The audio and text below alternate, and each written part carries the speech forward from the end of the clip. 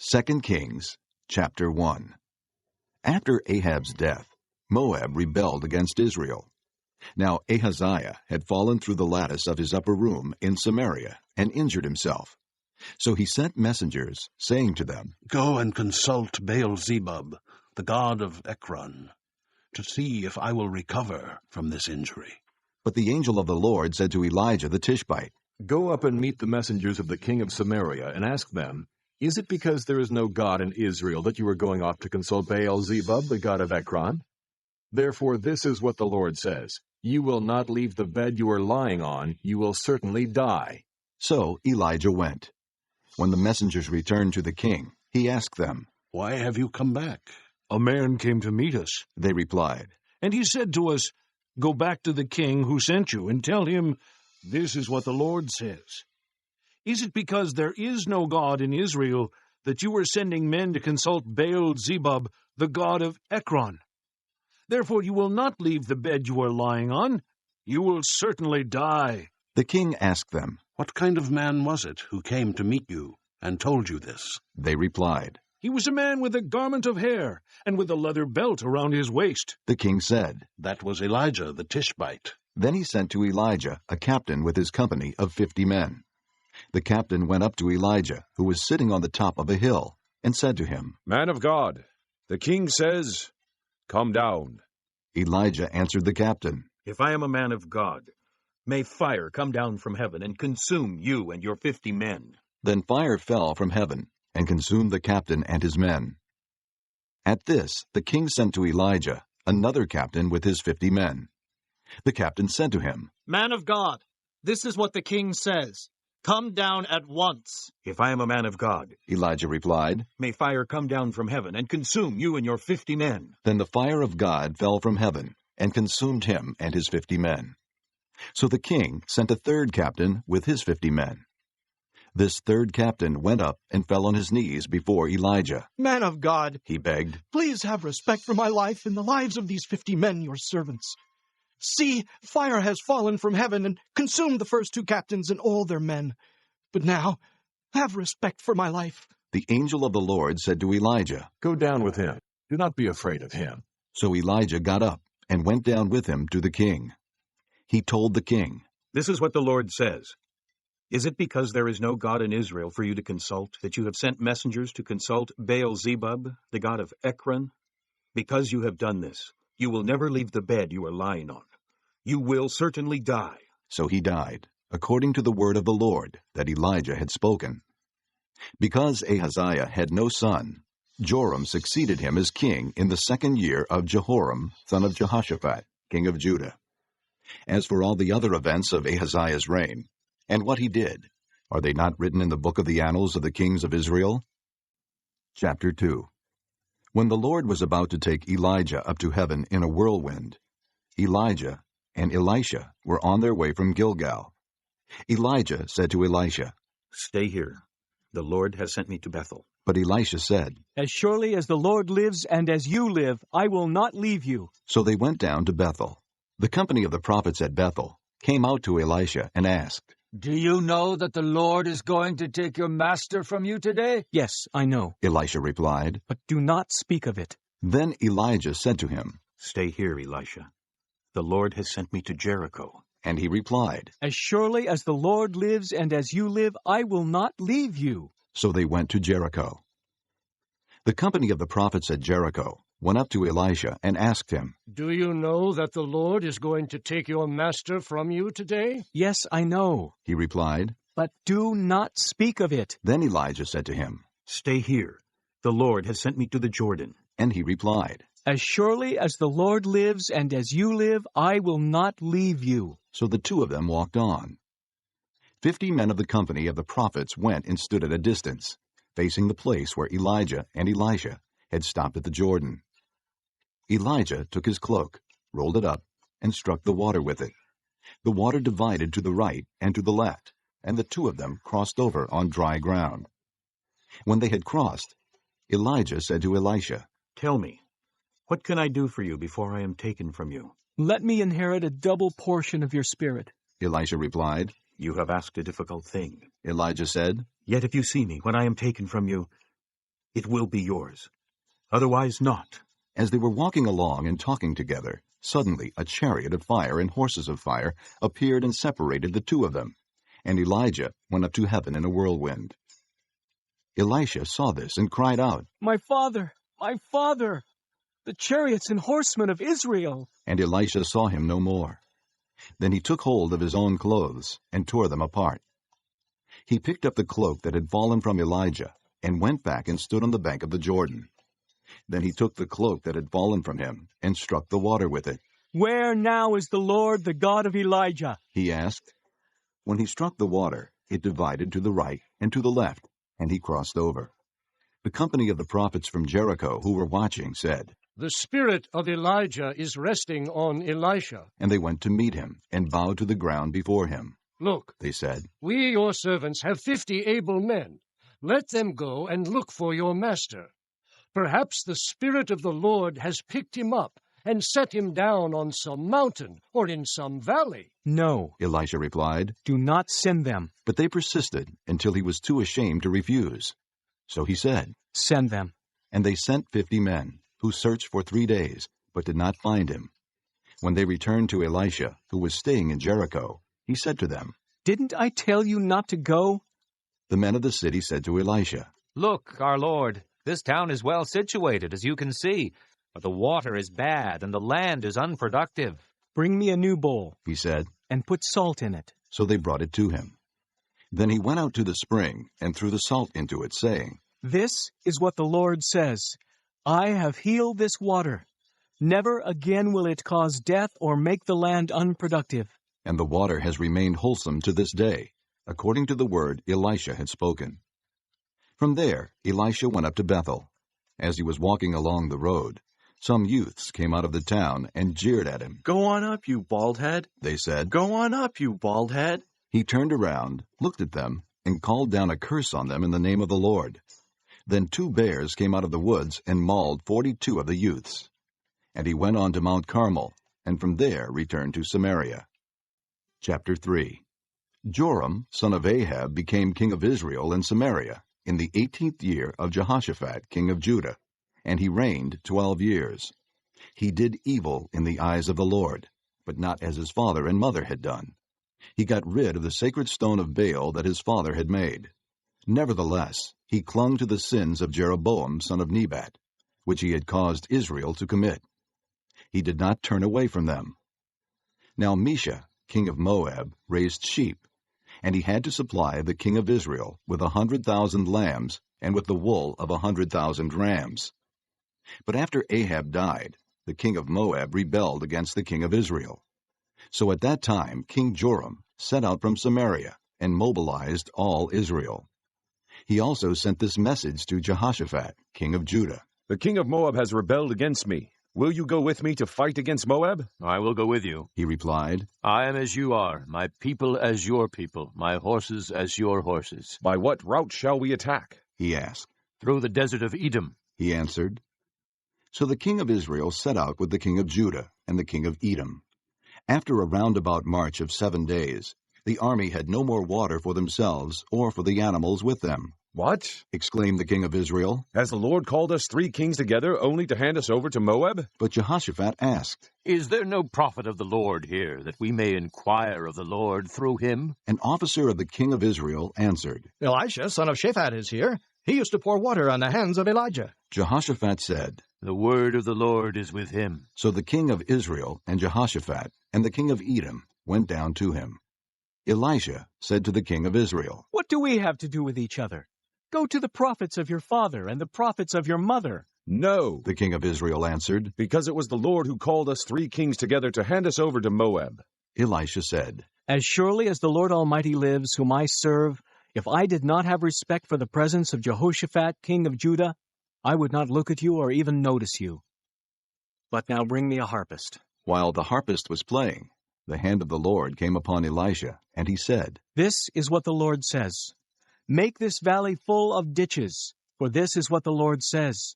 You will see neither wind nor rain, yet this valley will be filled with water, and you, your cattle, and your other animals will drink. This is an easy thing in the eyes of the Lord. He will also hand Moab over to you. You will overthrow every fortified city and every major town. You will cut down every good tree, stop up all the springs, and ruin every good field with stones." The next morning, about the time for offering the sacrifice, there it was, water flowing from the direction of Edom, and the land was filled with water. Now all the Moabites had heard that the kings had come to fight against them. So every man, young and old, who could bear arms was called up and stationed on the border. When they got up early in the morning, the sun was shining on the water. To the Moabites across the way, the water looked red, like blood. "That's blood," they said. "Those kings must have fought and slaughtered each other. Now to the plunder, Moab!" But when the Moabites came to the camp of Israel, the Israelites rose up and fought them until they fled. And the Israelites invaded the land and slaughtered the Moabites. They destroyed the towns, and each man threw a stone on every good field until it was covered. They stopped up all the springs and cut down every good tree. Only Kir Hareseth was left with its stones in place. But men armed with slings surrounded it and attacked it as well. When the king of Moab saw that the battle had gone against him, he took with him 700 swordsmen to break through to the king of Edom, but they failed. Then he took his firstborn son, who was to succeed him as king, and offered him as a sacrifice on the city wall. The fury against Israel was great. They withdrew and returned to their own land. Chapter 4. The wife of a man from the company of the prophets cried out to Elisha, "Your servant, my husband, is dead, and you know that he revered the Lord. But now his creditor is coming to take my 2 boys as his slaves." Elisha replied to her, "How can I help you? Tell me, what do you have in your house?" "Your servant has nothing there at all," she said. "except a little oil." Elisha said, "Go around and ask all your neighbors for empty jars. Don't ask for just a few. Then go inside and shut the door behind you and your sons. Pour oil into all the jars, and as each is filled, put it to one side." She left him, and afterward shut the door behind her and her sons. They brought the jars to her, and she kept pouring. When all the jars were full, she said to her son, "Bring me another one." But he replied, "There is not a jar left." Then the oil stopped flowing. She went and told the man of God, and he said, "Go, sell the oil and pay your debts. You and your sons can live on what is left." One day Elisha went to Shunem, and a well-to-do woman was there, who urged him to stay for a meal. So whenever he came by, he stopped there to eat. She said to her husband, "I know that this man who often comes our way is a holy man of God. Let's make a small room on the roof and put in it a bed and a table, a chair, and a lamp for him. Then he can stay there whenever he comes to us." One day when Elisha came, he went up to his room and lay down there. He said to his servant Gehazi, "Call the Shunammite." So he called her, and she stood before him. Elisha said to him, "Tell her, you have gone to all this trouble for us. Now what can be done for you? Can we speak on your behalf to the king or the commander of the army?" She replied, "I have a home among my own people." "What can be done for her?" Elisha asked. Gehazi said, "Well, she has no son, and her husband is old." Then Elisha said, "Call her." So he called her, and she stood in the doorway. "About this time next year," Elisha said, "you will hold a son in your arms." "No, my lord. She objected. Don't mislead your servant, O man of God." But the woman became pregnant, and the next year, about that same time, she gave birth to a son, just as Elisha had told her. The child grew, and one day he went out to his father, who was with the reapers. My head, He said to his father. His father told the servant. Carry him to his mother. After the servant had lifted him up and carried him to his mother, the boy sat on her lap until noon, and then he died. She went up and laid him on the bed of the man of God, then shut the door and went out. She called her husband and said, "Please send me one of the servants and a donkey, so I can go to the man of God quickly and return." Why go to him today? He asked. It's not the new moon or the Sabbath. "It's all right," she said. She saddled the donkey and said to her servant, "Lead on. Don't slow down for me unless I tell you." So she set out and came to the man of God at Mount Carmel. When he saw her in the distance, the man of God said to his servant Gehazi, "Look, there's the Shunammite. Run to meet her and ask her, are you all right? Is your husband all right? Is your child all right? Everything is all right, she said. When she reached the man of God at the mountain, she took hold of his feet. Gehazi came over to push her away, but the man of God said, Leave her alone. She is in bitter distress, but the Lord has hidden it from me and has not told me why. Did I ask you for a son, my lord? she said. Didn't I tell you, don't raise my hopes? Elisha said to Gehazi, Tuck your cloak into your belt. Take my staff in your hand and run. If you meet anyone, do not greet him, and if anyone greets you, do not answer. Lay my staff on the boy's face. But the child's mother said, As surely as the Lord lives, and as you live, I will not leave you. So he got up and followed her. Gehazi went on ahead and laid the staff on the boy's face, but there was no sound or response. So Gehazi went back to meet Elisha and told him, The boy has not awakened. When Elisha reached the house, there was the boy lying dead on his couch.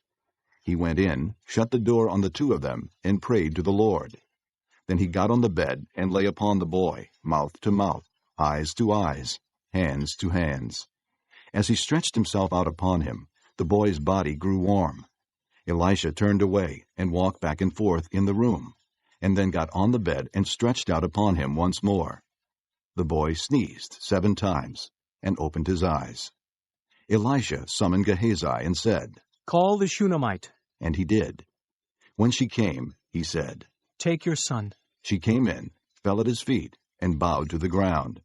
Then she took her son and went out. Elisha returned to Gilgal, and there was a famine in that region. While the company of the prophets was meeting with him, he said to his servant, Put on the large pot and cook some stew for these men. One of them went out into the fields to gather herbs and found a wild vine. He gathered some of its gourds and filled the fold of his cloak. When he returned, he cut them up into the pot of stew, though no one knew what they were. The stew was poured out for the men, but as they began to eat it, they cried out, O man of God, there is death in the pot! And they could not eat it. Elisha said, Get some flour. He put it into the pot and said, Serve it to the people to eat. And there was nothing harmful in the pot. A man came from Baal-Shalisha, bringing the man of God 20 loaves of barley bread, baked from the first ripe grain, along with some heads of new grain. Give it to the people to eat, Elisha said. How can I set this before 100 men? His servant asked. But Elisha answered, Give it to the people to eat, for this is what the Lord says, they will eat and have some left over. Then he set it before them, and they ate and had some left over, according to the word of the Lord. Chapter 5. Now Naaman was commander of the army of the king of Aram. He was a great man in the sight of his master, and highly regarded, because through him the Lord had given victory to Aram. He was a valiant soldier, but he had leprosy. Now bands from Aram had gone out and had taken captive a young girl from Israel, and she served Naaman's wife. She said to her mistress, If only my master would see the prophet who is in Samaria, he would cure him of his leprosy. Naaman went to his master and told him what the girl from Israel had said. By all means, go, The king of Aram replied. I will send a letter to the king of Israel. So Naaman left, taking with him 10 talents of silver, 6,000 shekels of gold, and 10 sets of clothing. The letter that he took to the king of Israel read, With this letter I am sending my servant Naaman to you, so that you may cure him of his leprosy.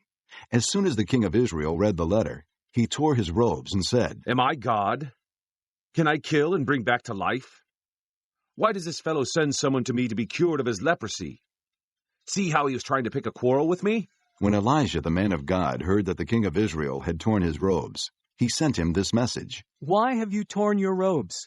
Have the man come to me, and he will know that there is a prophet in Israel. So Naaman went with his horses and chariots and stopped at the door of Elisha's house.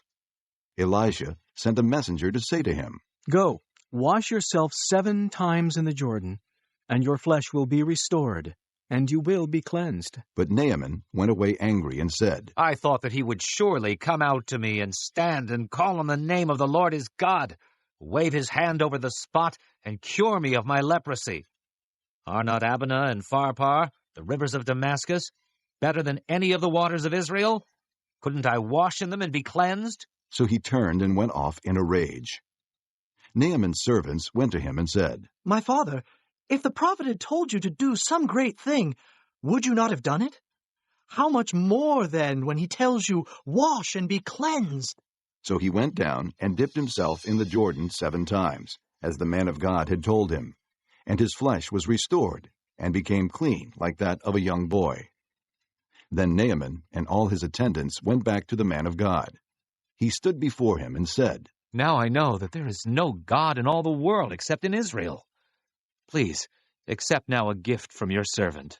The prophet answered, As surely as the Lord lives, whom I serve, I will not accept a thing. And even though Naaman urged him, he refused. If you will not, said Naaman, please let me, your servant, be given as much earth as a pair of mules can carry. For your servant will never again make burnt offerings and sacrifices to any other god but the Lord. But may the Lord forgive your servant for this one thing. When my master enters the temple of Rimmon to bow down, and he is leaning on my arm, and I bow there also, when I bow down in the temple of Rimmon, may the Lord forgive your servant for this. Go in peace, Elijah said. After Naaman had traveled some distance, Gehazi, the servant of Elisha, the man of God, said to himself, My master was too easy on Naaman, this Aramean, by not accepting from him what he brought. As surely as the Lord lives, I will run after him and get something from him. So Gehazi hurried after Naaman. When Naaman saw him running toward him, he got down from the chariot to meet him. Is everything all right? He asked. Everything is all right, Gehazi answered. My master sent me to say, 2 young men from the company of the prophets have just come to me from the hill country of Ephraim. Please give them a talent of silver and 2 sets of clothing. By all means, take 2 talents, said Naaman. He urged Gehazi to accept them, and then tied up the 2 talents of silver in 2 bags with 2 sets of clothing. He gave them to 2 of his servants, and they carried them ahead of Gehazi. When Gehazi came to the hill, he took the things from the servants and put them away in the house. He sent the men away, and they left. Then he went in and stood before his master Elijah. Where have you been, Gehazi? Elijah asked. Your servant didn't go anywhere, Gehazi answered. But Elijah said to him, Was not my spirit with you when the man got down from his chariot to meet you? Is this the time to take money, or to accept clothes, olive groves, vineyards, flocks, herds, or menservants and maidservants? Naaman's leprosy will cling to you and to your descendants forever. Then Gehazi went from Elijah's presence, and he was leprous, as white as snow. Chapter 6. The company of the prophets said to Elisha, Look, the place where we meet with you is too small for us. Let us go to the Jordan, where each of us can get a pole, and let us build a place there for us to live. And he said, Go. Then one of them said, Won't you please come with your servants? I will. Elisha replied, and he went with them. They went to the Jordan and began to cut down trees. As one of them was cutting down a tree, the iron axe head fell into the water. Oh, my Lord! He cried out. It was borrowed. The man of God asked, Where did it fall? When he showed him the place, Elijah cut a stick and threw it there, and made the iron float. Lift it out, he said. Then the man reached out his hand and took it. Now the king of Aram was at war with Israel. After conferring with his officers, he said, I will set up my camp in such and such a place. The man of God sent word to the king of Israel, Beware of passing that place, because the Arameans are going down there. So the king of Israel checked on the place indicated by the man of God. Time and again Elisha warned the king, so that he was on his guard in such places. This enraged the king of Aram. He summoned his officers and demanded of them, Will you not tell me which of us is on the side of the king of Israel? None of us, my lord the king, said one of his officers. But Elisha, the prophet who is in Israel, tells the king of Israel the very words you speak in your bedroom. Go, find out where he is, the king ordered, so I can send men and capture him. The report came back. He is in Dothan. Then he sent horses and chariots and a strong force there. They went by night and surrounded the city.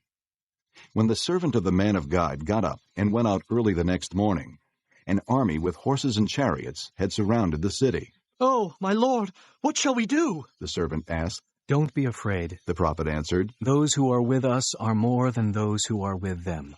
And Elijah prayed, O Lord, open his eyes so he may see. Then the Lord opened the servant's eyes, and he looked and saw the hills full of horses and chariots of fire all around Elisha. As the enemy came down toward him, Elisha prayed to the Lord. Strike these people with blindness. So he struck them with blindness, as Elisha had asked. Elisha told them, This is not the road, and this is not the city. Follow me, and I will lead you to the man you are looking for. And he led them to Samaria. After they entered the city, Elisha said, Lord, open the eyes of these men so they can see. Then the Lord opened their eyes, and they looked, and there they were, inside Samaria.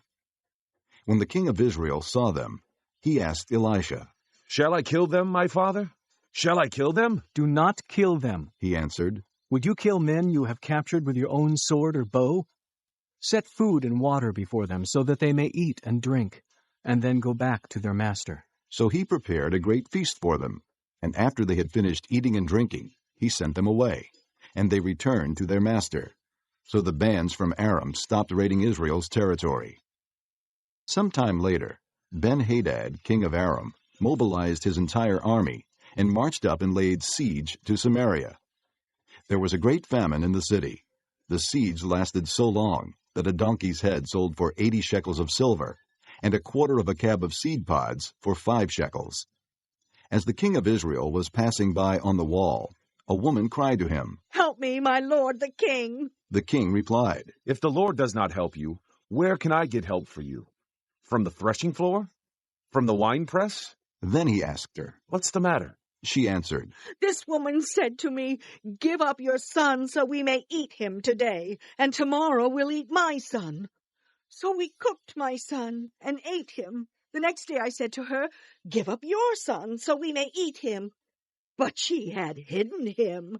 When the king heard the woman's words, he tore his robes. As he went along the wall, the people looked, and there, underneath, he had sackcloth on his body. He said, May God deal with me, be it ever so severely, if the head of Elisha, son of Shaphat, remains on his shoulders today. Now Elisha was sitting in his house, and the elders were sitting with him. The king sent a messenger ahead, but before he arrived, Elisha said to the elders, Don't you see how this murderer is sending someone to cut off my head? Look, when the messenger comes, shut the door and hold it shut against him. Is not the sound of his master's footsteps behind him? While he was still talking to them, the messenger came down to him. And the king said, This disaster is from the Lord. Why should I wait for the Lord any longer? Chapter 7. Elisha said, Hear the word of the Lord. This is what the Lord says. About this time tomorrow, a seah of flour will sell for a shekel, and 2 seahs of barley for a shekel at the gate of Samaria. The officer on whose arm the king was leaning said to the man of God, Look, even if the Lord should open the floodgates of the heavens, could this happen? You will see it with your own eyes, answered Elisha, but you will not eat any of it. Now there were 4 men with leprosy at the entrance of the city gate. They said to each other, Why stay here until we die? If we say, We'll go into the city, the famine is there, and we will die. And if we stay here, we will die. So let's go over to the camp of the Arameans and surrender. If they spare us, we live. If they kill us, then we die. At dusk they got up and went to the camp of the Arameans. When they reached the edge of the camp, not a man was there, for the Lord had caused the Arameans to hear the sound of chariots and horses and a great army, so that they said to one another, Look, the king of Israel has hired the Hittite and Egyptian kings to attack us. So they got up and fled in the dusk and abandoned their tents and their horses and donkeys.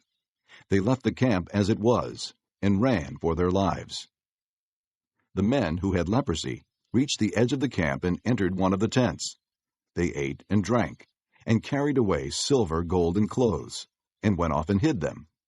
They returned and entered another tent and took some things from it and hid them also. Then they said to each other, We're not doing right. This is a day of good news, and we are keeping it to ourselves. If we wait until daylight, punishment will overtake us.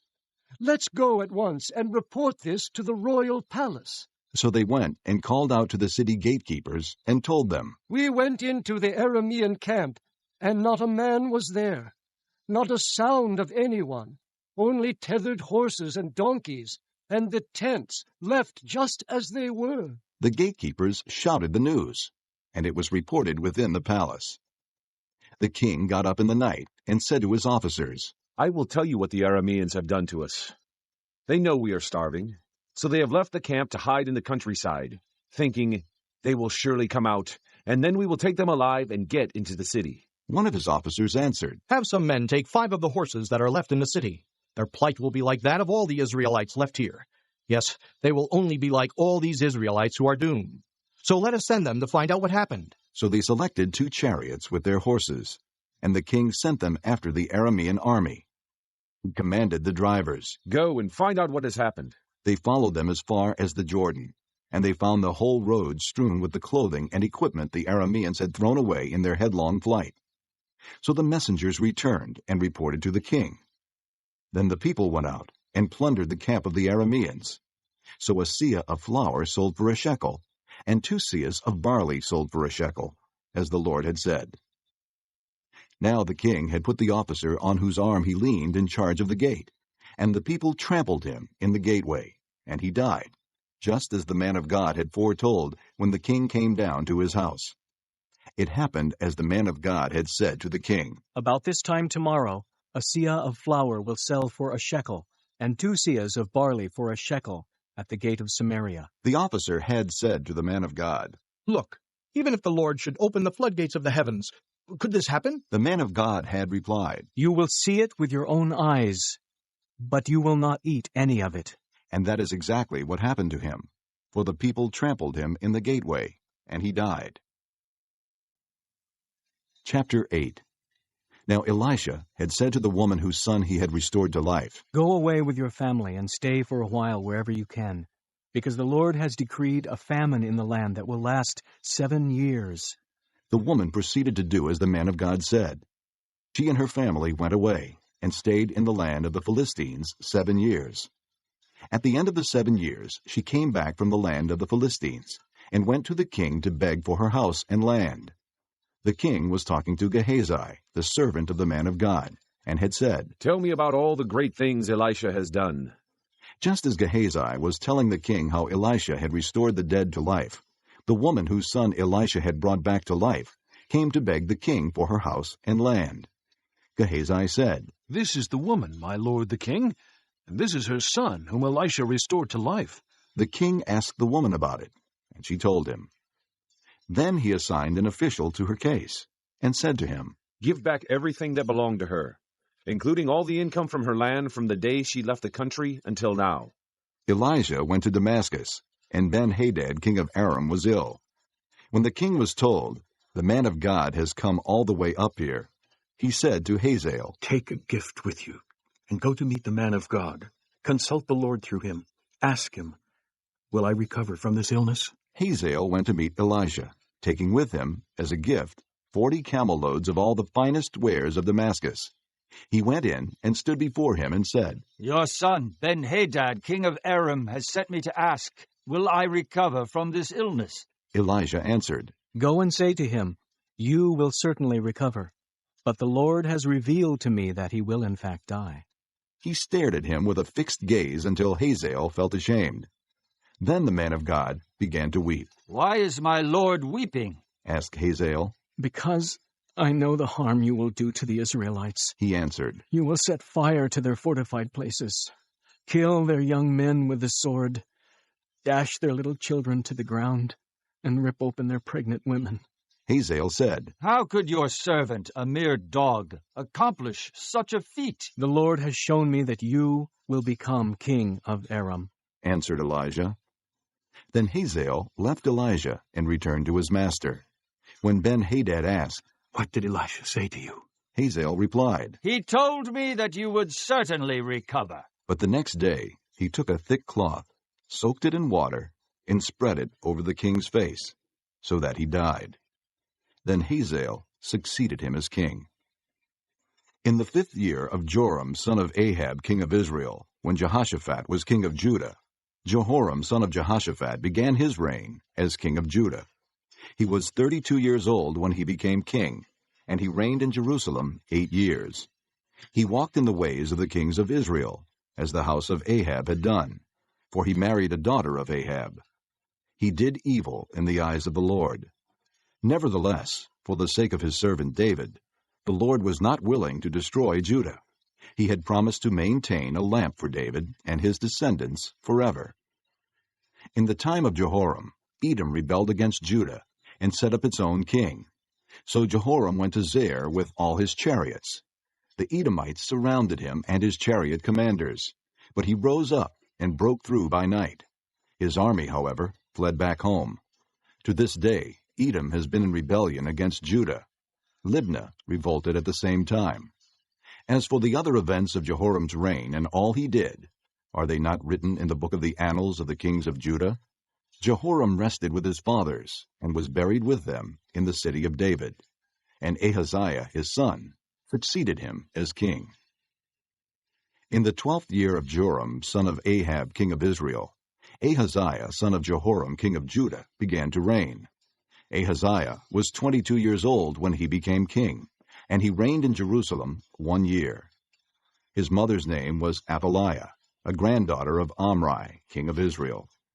He walked in the ways of the house of Ahab, and did evil in the eyes of the Lord, as the house of Ahab had done, for he was related by marriage to Ahab's family. Ahaziah went with Joram son of Ahab to war against Hazael, king of Aram, at Ramoth-Gilead. The Arameans wounded Joram, so King Joram returned to Jezreel to recover from the wounds the Arameans had inflicted on him at Ramoth in his battle with Hazael, king of Aram. Then Ahaziah, son of Jehoram, king of Judah, went down to Jezreel to see Joram, son of Ahab, because he had been wounded. Chapter 9. The prophet Elijah summoned a man from the company of the prophets, and said to him, Tuck your cloak into your belt. Take this flask of oil with you, and go to Ramoth-Gilead. When you get there, look for Jehu, son of Jehoshaphat, the son of Nimshi. Go to him, get him away from his companions, and take him into an inner room. Then take the flask, and pour the oil on his head, and declare, This is what the Lord says, I anoint you king over Israel. Then open the door and run. Don't delay. So the young man, the prophet, went to Ramoth-Gilead. When he arrived, he found the army officers sitting together. I have a message for you, Commander, he said. For which of us? Asked Jehu. For you, Commander, he replied. Jehu got up and went into the house. Then the prophet poured the oil on Jehu's head and declared, This is what the Lord, the God of Israel, says. I anoint you king over the Lord's people Israel. You are to destroy the house of Ahab your master, and I will avenge the blood of my servants the prophets, and the blood of all the Lord's servants shed by Jezebel. The whole house of Ahab will perish. I will cut off from Ahab every last male in Israel, slave or free. I will make the house of Ahab like the house of Jeroboam, son of Nebat, and like the house of Baasha, son of Ahijah. As for Jezebel, dogs will devour her on the plot of ground at Jezreel, and no one will bury her. Then he opened the door and ran. When Jehu went out to his fellow officers, one of them asked him, Is everything all right? Why did this madman come to you? You know the man and the sort of things he says. Jehu replied. That's not true, they said. Tell us. Jehu said, Here is what he told me. This is what the Lord says. I anoint you king over Israel. They hurried and took their cloaks and spread them under him on the bare steps. Then they blew the trumpet and shouted, Jehu is king! So Jehu, son of Jehoshaphat, the son of Nimshi, conspired against Joram. Now Joram and all Israel had been defending Ramoth-Gilead against Hazael, king of Aram. But King Joram had returned to Jezreel to recover from the wounds the Arameans had inflicted on him in the battle with Hazael, king of Aram. Jehu said, If this is the way you feel, don't let anyone slip out of the city to go and tell the news in Jezreel. Then he got into his chariot and rode to Jezreel, because Joram was resting there, and Ahaziah, king of Judah, had gone down to see him. When the lookout standing on the tower in Jezreel saw Jehu's troops approaching, he called out, I see some troops coming. Get a horseman, Joram ordered. Send him to meet them and ask, Do you come in peace? The horseman rode off to meet Jehu and said, This is what the king says. Do you come in peace?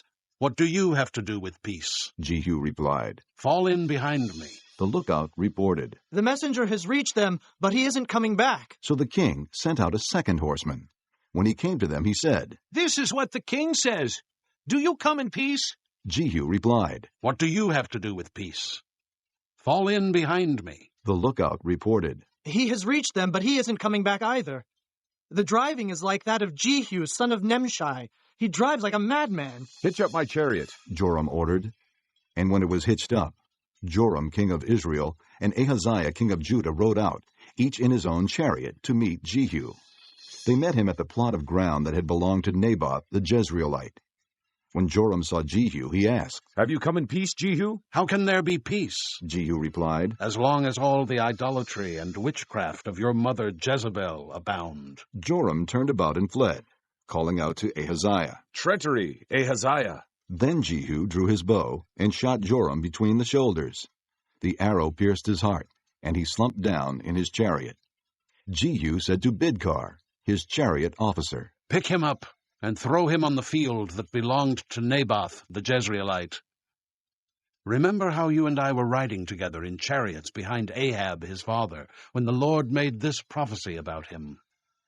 Yesterday I saw the blood of Naboth and the blood of his sons, declares the Lord, and I will surely make you pay for it on this plot of ground, declares the Lord. Now then, pick him up and throw him on that plot, in accordance with the word of the Lord. When Ahaziah, king of Judah, saw what had happened, he fled up the road to Beth-Hagan. Jehu chased him, shouting, Kill him too! They wounded him in his chariot on the way up to Gur, near Ibleam, but he escaped to Megiddo and died there. His servants took him by chariot to Jerusalem and buried him with his fathers in his tomb in the city of David. In the 11th year of Joram son of Ahab, Ahaziah had become king of Judah. Then Jehu went to Jezreel. When Jezebel heard about it, she painted her eyes, arranged her hair, and looked out of a window. As Jehu entered the gate, she asked, Have you come in peace, Zimri, you murderer of your master? He looked up at the window and called out, Who is on my side? Who? 2 or 3 eunuchs looked down at him. Throw her down, Jehu said. So they threw her down, and some of her blood spattered the wall and the horses as they trampled her underfoot. Jehu went in and ate and drank. Take care of that cursed woman, he said, and bury her, for she was a king's daughter. But when they went out to bury her, they found nothing except her skull, her feet, and her hands. They went back and told Jehu, who said, This is the word of the Lord that he spoke through his servant Elijah the Tishbite. On the plot of ground at Jezreel, dogs will devour Jezebel's flesh. Jezebel's body will be like refuse on the ground in the plot at Jezreel, so that no one will be able to say, This is Jezebel. Chapter 10. Now there were in Samaria 70 sons of the house of Ahab. So Jehu wrote letters and sent them to Samaria, to the officials of Jezreel, to the elders, and to the guardians of Ahab's children. He said, As soon as this letter reaches you, since your master's sons are with you, and you have chariots and horses, a fortified city, and weapons, choose the best and most worthy of your master's sons, and set him on his father's throne. Then fight for your master's house. But they were terrified and said, If 2 kings could not resist him, how can we? So the palace administrator, the city governor, the elders, and the guardians sent this message to Jehu. We are your servants, and we will do anything you say. We will not appoint anyone as king. You do whatever you think best. Then Jehu wrote them a second letter, saying, If you are on my side and will obey me, take the heads of your master's sons, and come to me in Jezreel by this time tomorrow. Now the royal princes, 70 of them, were with the leading men of the city, who were rearing them. When the letter arrived, these men took the princes and slaughtered all 70 of them. They put their heads in baskets and sent them to Jehu in Jezreel. When the messenger arrived, he told Jehu, They have brought the heads of the princes. Then Jehu ordered, Put them in 2 piles at the entrance of the city gate until morning. The next morning Jehu went out, He stood before all the people and said, "You are innocent. It was I who conspired against my master and killed him. But who killed all these? Know then that not a word the Lord has spoken against the house of Ahab will fail. The Lord has done what he promised through his servant Elijah." So Jehu killed everyone in Jezreel who remained of the house of Ahab, as well as all his chief men, his close friends, and his priests, leaving him no survivor. Jehu then set out and went toward Samaria. At Beth-Eked of the shepherds, he met some relatives of Ahaziah, king of Judah, and asked, "Who are you?" They said, "We are relatives of Ahaziah, and we have come down to greet the families of the king and of the queen mother." "Take them alive," he ordered. So they took them alive and slaughtered them by the well of Beth-Eked, 42 men. He left no survivor. After he left there, he came upon Jehonadab, son of Rechab, who was on his way to meet him. Jehu greeted him and said, "Are you in accord with me, as I am with you?" "I am," Jehonadab answered. "If so," said Jehu, "give me your hand." So he did, and Jehu helped him up into the chariot. Jehu said, "Come with me, and see my zeal for the Lord." Then he had him ride along in his chariot. When Jehu came to Samaria, he killed all who were left there of Ahab's family. He destroyed them, according to the word of the Lord spoken to Elijah. Then Jehu brought all the people together and said to them, "Ahab served Baal a little. Jehu will serve him much. Now summon all the prophets of Baal, all his ministers and all his priests. See that no one is missing, because I am going to hold a great sacrifice for Baal. Anyone who fails to come will no longer live." But Jehu was acting deceptively in order to destroy the ministers of Baal. Jehu said, "Call an assembly in honor of Baal." So they proclaimed it. Then he sent word throughout Israel, and all the ministers of Baal came. Not one stayed away. They crowded into the temple of Baal until it was full from one end to the other. And Jehu said to the keeper of the wardrobe, "Bring robes for all the ministers of Baal." So he brought out robes for them. Then Jehu and Jehonadab, son of Rechab, went into the temple of Baal. Jehu said to the ministers of Baal, "Look around and see that no servants of the Lord are here with you, only ministers of Baal." So they went in to make sacrifices and burnt offerings. Now Jehu had posted 80 men outside with this warning: "If one of you lets any of the men I am placing in your hands escape, it will be your life for his life." As soon as Jehu had finished making the burnt offering, he ordered the guards and officers, "Go in and kill them. Let no one escape." So they cut them down with the sword. The guards and officers threw the bodies out and then entered the inner shrine of the temple of Baal. They brought the sacred stone out of the temple of Baal and burned it. They demolished the sacred stone of Baal and tore down the temple of Baal, and people have used it for a latrine to this day. So Jehu destroyed Baal worship in Israel. However, he did not turn away from the sins of Jeroboam son of Nebat, which he had caused Israel to commit, the worship of the golden calves at Bethel and Dan. The Lord said to Jehu, "Because you have done well in accomplishing what is right in my eyes, and have done to the house of Ahab all I had in mind to do, your descendants will sit on the throne of Israel to the 4th generation." Yet Jehu was not careful to keep the law of the Lord, the God of Israel, with all his heart. He did not turn away from the sins of Jeroboam, which he had caused Israel to commit. In those days the Lord began to reduce the size of Israel. Hazael overpowered the Israelites throughout their territory east of the Jordan in all the land of Gilead, the region of Gad, Reuben, and Manasseh, from Aroer by the Arnon Gorge through Gilead to Bashan. As for the other events of Jehu's reign, all he did, and all his achievements, are they not written in the book of the annals of the kings of Israel? Jehu rested with his fathers and was buried in Samaria, and Jehoahaz, his son, succeeded him as king. The time that Jehu reigned over Israel in Samaria was 28 years. Chapter 11. When Athaliah, the mother of Ahaziah, saw that her son was dead, she proceeded to destroy the whole royal family. But Jehosheba, the daughter of King Jehoram, and sister of Ahaziah, took Joash, son of Ahaziah, and stole him away from among the royal princes, who were about to be murdered. She put him and his nurse in a bedroom to hide him from Athaliah, so he was not killed. He remained hidden with his nurse at the temple of the Lord for 6 years, while Athaliah ruled the land. In the 7th year, Jehoiada sent for the commanders of units of 100, the Kerites and the guards, and had them brought to him at the temple of the Lord. He made a covenant with them, and put them under oath at the temple of the Lord. Then he showed them the king's son. He commanded them, saying, "This is what you are to do. You who are in the 3 companies that are going on duty on the Sabbath, a third of you guarding the royal palace, a third at the Sur gate, and a third at the gate behind the guard, who take turns guarding the temple, and you who are in the other 2 companies that normally go off Sabbath duty, are all to guard the temple for the king. Station yourselves around the king, each man with his weapon in his hand. Anyone who approaches your ranks must be put to death. Stay close to the king wherever he goes."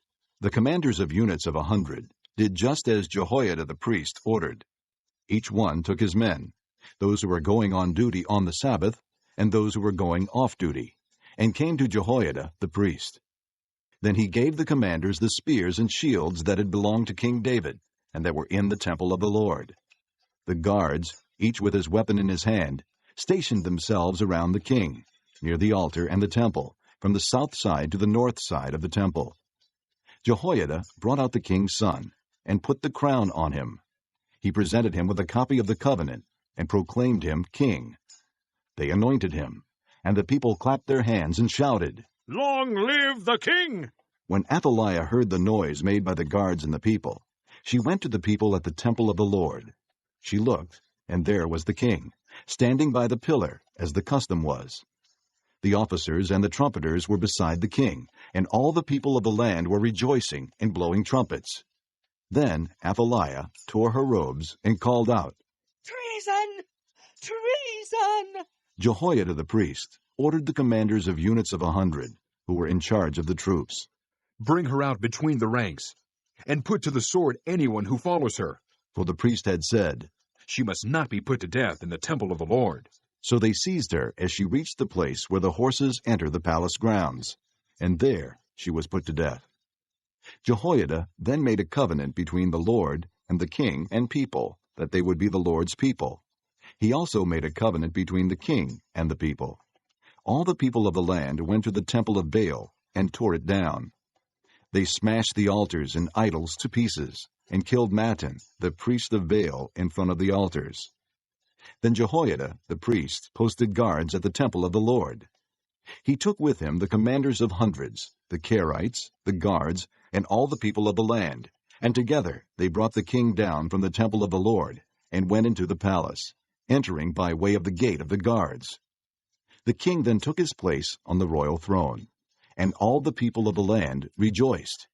And the city was quiet, because Athaliah had been slain with the sword at the palace. Joash was 7 years old when he began to reign. Chapter 12.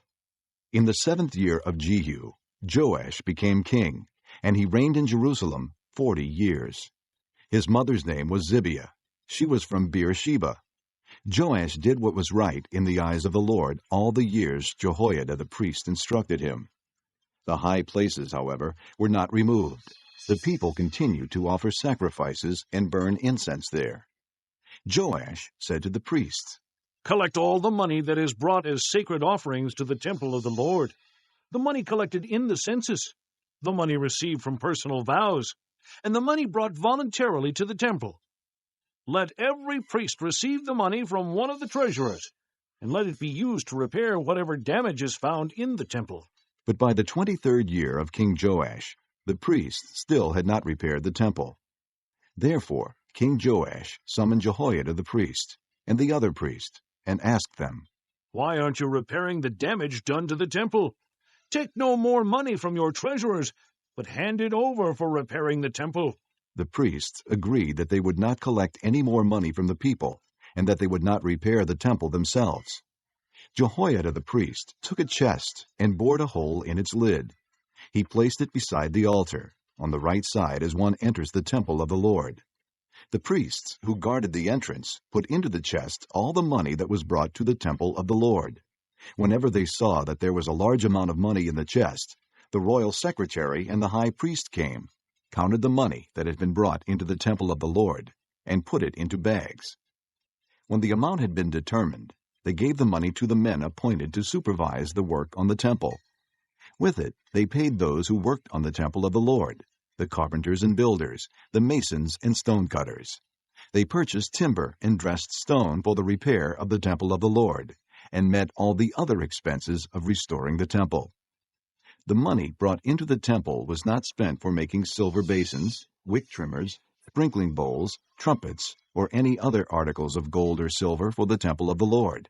It was paid to the workmen, who used it to repair the temple. They did not require an accounting from those to whom they gave the money to pay the workers, because they acted with complete honesty. The money from the guilt offerings and sin offerings was not brought into the temple of the Lord. It belonged to the priests. About this time, Hazael, king of Aram, went up and attacked Gath and captured it. Then he turned to attack Jerusalem. But Joash, king of Judah, took all the sacred objects dedicated by his fathers, Jehoshaphat, Jehoram, and Ahaziah, the kings of Judah, and the gifts he himself had dedicated, and all the gold found in the treasuries of the temple of the Lord and of the royal palace, and he sent them to Hazael, king of Aram, who then withdrew from Jerusalem. As for the other events of the reign of Joash, and all he did, are they not written in the book of the annals of the kings of Judah? His officials conspired against him, and assassinated him at Beth Millo, on the road down to Silla. The officials who murdered him were Jozabad, son of Shimeath, and Jehozabad, son of Shomer. He died and was buried with his fathers in the city of David, and Amaziah his son succeeded him as king. This concludes Disc 21. Chapter 13. In the 23rd year of Joash, son of Ahaziah, king of Judah, Jehoahaz, son of Jehu, became king of Israel in Samaria, and he reigned 17 years. He did evil in the eyes of the Lord by following the sins of Jeroboam, son of Nebat, which he had caused Israel to commit, and he did not turn away from them. So the Lord's anger burned against Israel, and for a long time he kept them under the power of Hazael, king of Aram, and Ben-Hadad his son. Then Jehoahaz sought the Lord's favor, and the Lord listened to him, for he saw how severely the king of Aram was oppressing Israel. The Lord provided a deliverer for Israel, and they escaped from the power of Aram. So the Israelites lived in their own homes as they had before, but they did not turn away from the sins of the house of Jeroboam, which he had caused Israel to commit. They continued in them. Also the Asherah pole remained standing in Samaria. Nothing had been left of the army of Jehoahaz except 50 horsemen, 10 chariots, and 10,000 foot soldiers, for the king of Aram had destroyed the rest, and made them like the dust at threshing time. As for the other events of the reign of Jehoahaz, all he did, and his achievements, are they not written in the book of the annals of the kings of Israel? Jehoahaz rested with his fathers, and was buried in Samaria, and Jehoash his son succeeded him as king. In the 37th year of Joash king of Judah, Jehoash son of Jehoahaz became king of Israel in Samaria, and he reigned 16 years. He did evil in the eyes of the Lord, and did not turn away from any of the sins of Jeroboam son of Nebat, which he had caused Israel to commit. He continued in them. As for the other events of the reign of Jehoash, all he did, and his achievements, including his war against Amaziah king of Judah, are they not written in the book of the annals of the kings of Israel? Jehoash rested with his fathers, and Jeroboam succeeded him on the throne. Jehoash was buried in Samaria with the kings of Israel. Now Elijah was suffering from the illness from which he died. Jehoash king of Israel went down to see him, and wept over him. My father, He cried. the chariots and horsemen of Israel. Elisha said, Get a bow and some arrows. and he did so. Take the bow in your hands. He said to the king of Israel. When he had taken it, Elijah put his hands on the king's hands, Open the east window. he said. And he opened it. Shoot. Elijah said. And he shot. The Lord's arrow of victory. The arrow of victory over Aram. Elijah declared. You will completely destroy the Arameans at Aphek. Then he said, Take the arrows. And the king took them. Elijah told him, Strike the ground. He struck it 3 times and stopped. The man of God was angry with him and said, You should have struck the ground 5 or 6 times. Then you would have defeated Aram and completely destroyed it. But now you will defeat it only 3 times. Elijah died and was buried. Now Moabite raiders used to enter the country every spring. Once while some Israelites were burying a man, suddenly they saw a band of raiders. So they threw the man's body into Elijah's tomb. When the body touched Elijah's bones, the man came to life and stood up on his feet. Hazael, king of Aram, oppressed Israel throughout the reign of Jehoahaz. But the Lord was gracious to them, and had compassion and showed concern for them, because of his covenant with Abraham, Isaac, and Jacob. To this day he has been unwilling to destroy them or banish them from his presence. Hazael, king of Aram, died, and Ben-Hadad his son succeeded him as king. Then Jehoash, son of Jehoahaz, recaptured from Ben-Hadad, son of Hazael, the towns he had taken in battle from his father Jehoahaz. 3 times Jehoash defeated him, and so he recovered the Israelite towns. Chapter 14. In the 2nd year of Jehoash, son of Jehoahaz, king of Israel, Amaziah, son of Joash, king of Judah, began to reign. He was 25 years old when he became king, and he reigned in Jerusalem 29 years. His mother's name was Jehoaddin. She was from Jerusalem. He did what was right in the eyes of the Lord, but not as his father David had done. In everything he followed the example of his father Joash. The high places, however, were not removed. The people continued to offer sacrifices and burn incense there. After the kingdom was firmly in his grasp, he executed the officials who had murdered his father the king. Yet he did not put the sons of the assassins to death, in accordance with what is written in the book of the law of Moses, where the Lord commanded, Fathers shall not be put to death for their children, nor children put to death for their fathers. Each is to die for his own sins. He was the one who defeated 10,000 Edomites in the Valley of Salt, and captured Selah in battle, calling it Joktheel, the name it has to this day. Then Amaziah sent messengers to Jehoash, son of Jehoahaz, the son of Jehu, king of Israel, with the challenge, Come, meet me face to face. But Jehoash, king of Israel, replied to Amaziah, king of Judah, A thistle in Lebanon sent a message to a cedar in Lebanon, Give your daughter to my son in marriage. Then a wild beast in Lebanon came along and trampled the thistle underfoot. You have indeed defeated Edom, and now you are arrogant. Glory in your victory, but stay at home. Why ask for trouble and cause your own downfall, and that of Judah also?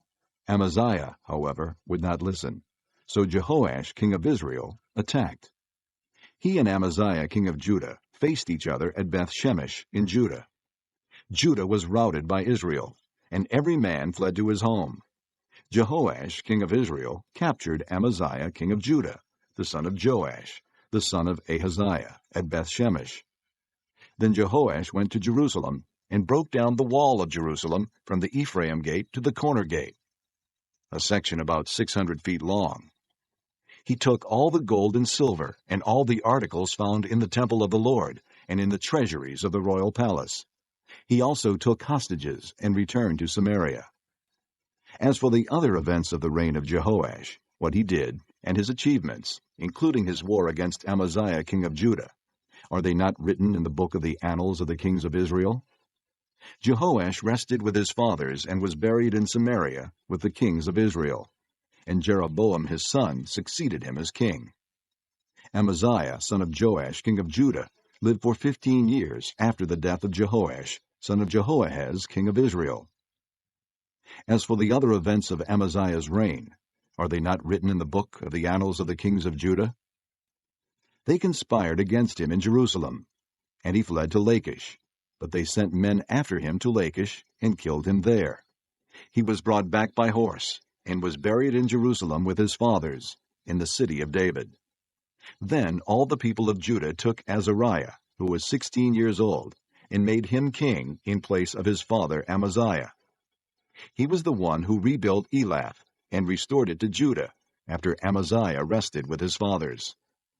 In the 15th year of Amaziah, son of Joash, king of Judah, Jeroboam, son of Jehoash, king of Israel, became king in Samaria, and he reigned 41 years. He did evil in the eyes of the Lord, and did not turn away from any of the sins of Jeroboam, son of Nebat, which he had caused Israel to commit.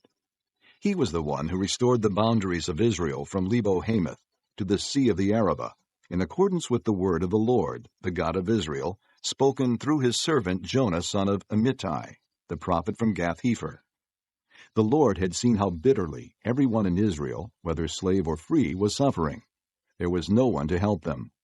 And since the Lord had not said he would blot out the name of Israel from under heaven, he saved them by the hand of Jeroboam, son of Jehoash. As for the other events of Jeroboam's reign, all he did, and his military achievements, including how he recovered for Israel both Damascus and Hamath, which had belonged to Yaudai, are they not written in the book of the annals of the kings of Israel? Jeroboam rested with his fathers, the kings of Israel, and Zechariah his son succeeded him as king. Chapter 15. In the 27th year of Jeroboam king of Israel, Azariah son of Amaziah king of Judah began to reign. He was 16 years old when he became king, and he reigned in Jerusalem 52 years. His mother's name was Jechaliah. She was from Jerusalem. He did what was right in the eyes of the Lord, just as his father Amaziah had done. The high places, however, were not removed. The people continued to offer sacrifices and burn incense there. The Lord afflicted the king with leprosy until the day he died, and he lived in a separate house.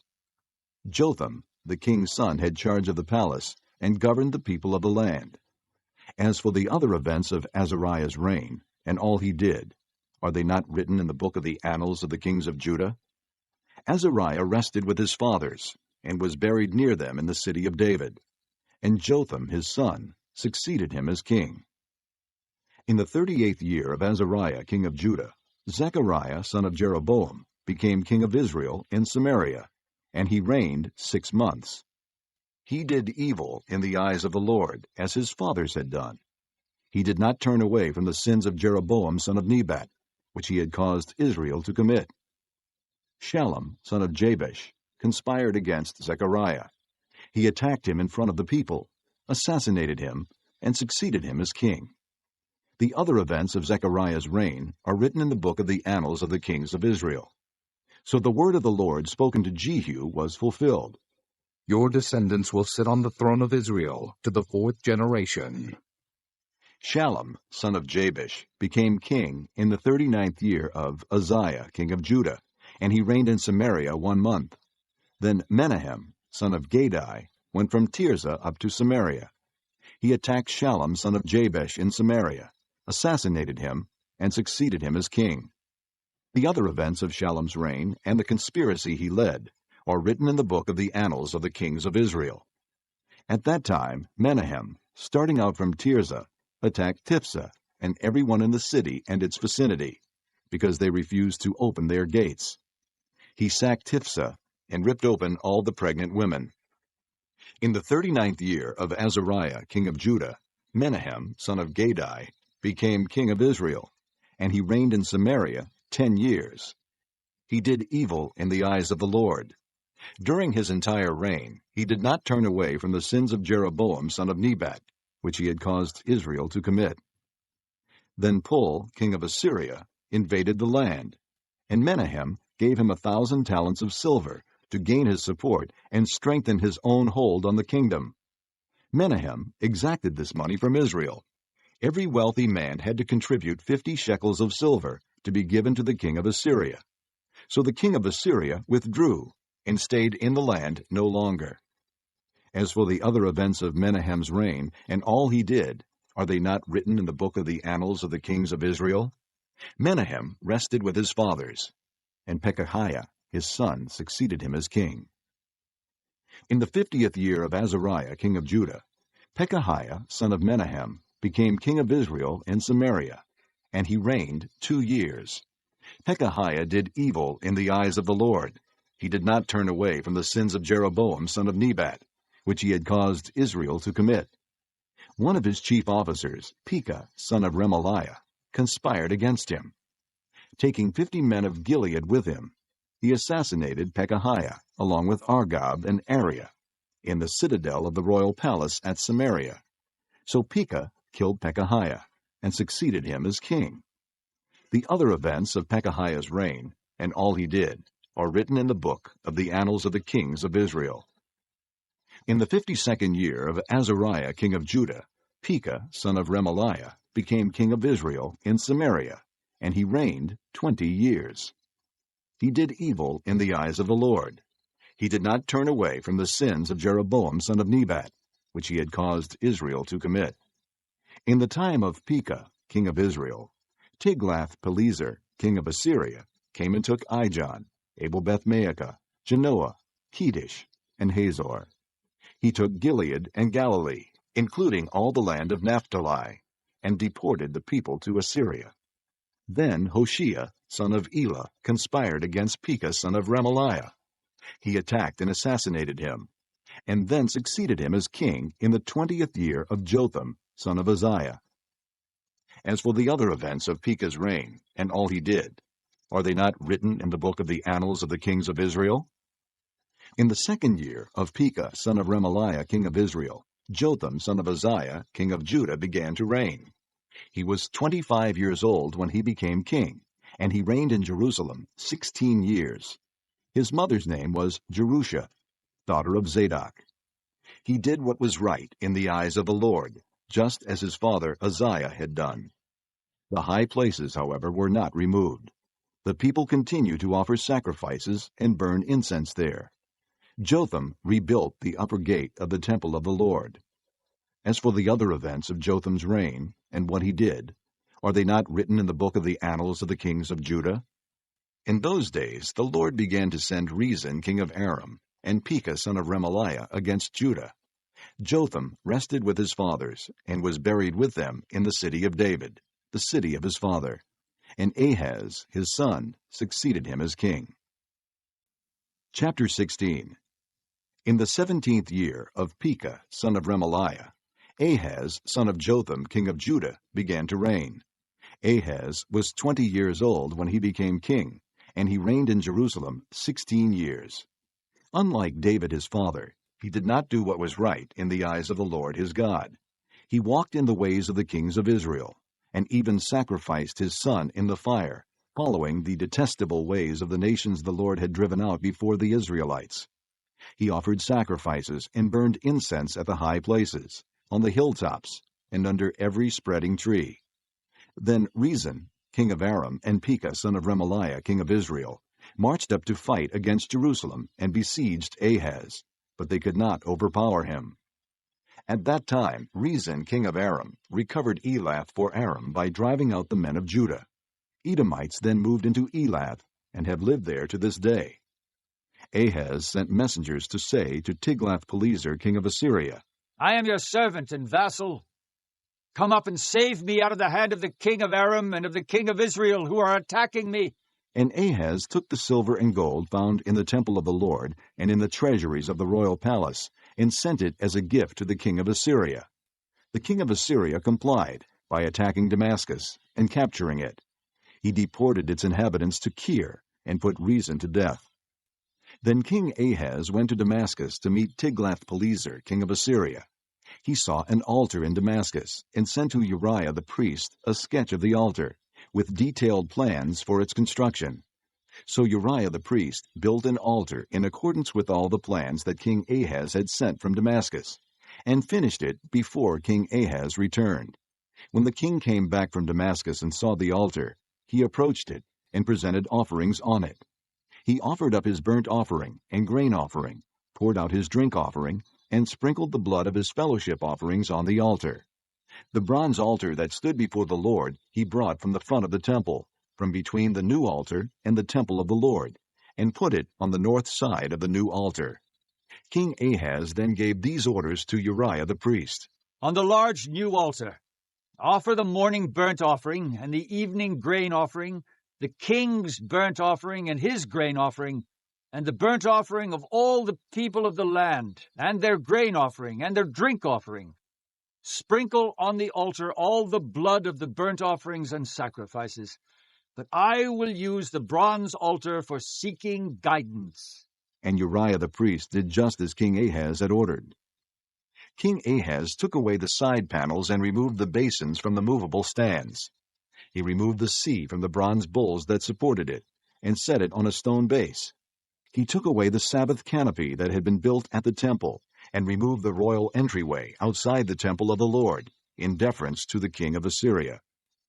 As for the other events of the reign of Ahaz, and what he did, are they not written in the book of the annals of the kings of Judah? Ahaz rested with his fathers, and was buried with them in the city of David. And Hezekiah, his son, succeeded him as king. Chapter 17. In the 12th year of Ahaz, king of Judah, Hoshea, son of Elah, became king of Israel and Samaria, and he reigned 9 years.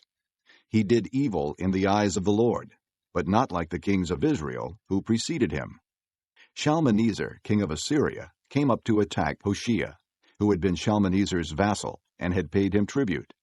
But the king of Assyria discovered that Hoshea was a traitor, for he had sent envoys to So, king of Egypt, and he no longer paid tribute to the king of Assyria, as he had done year by year. Therefore Shalmaneser seized him and put him in prison.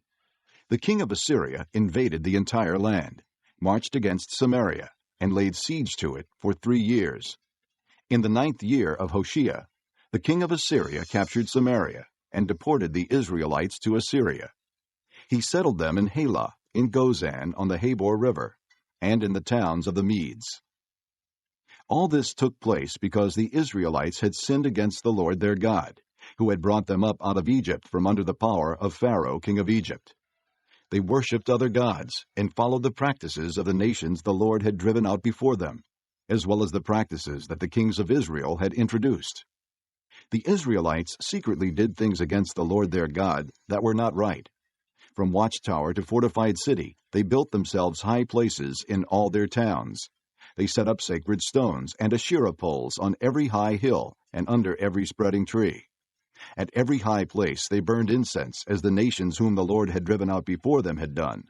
They did wicked things that provoked the Lord to anger.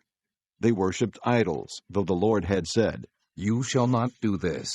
The Lord warned Israel and Judah through all his prophets and seers. Turn from your evil ways.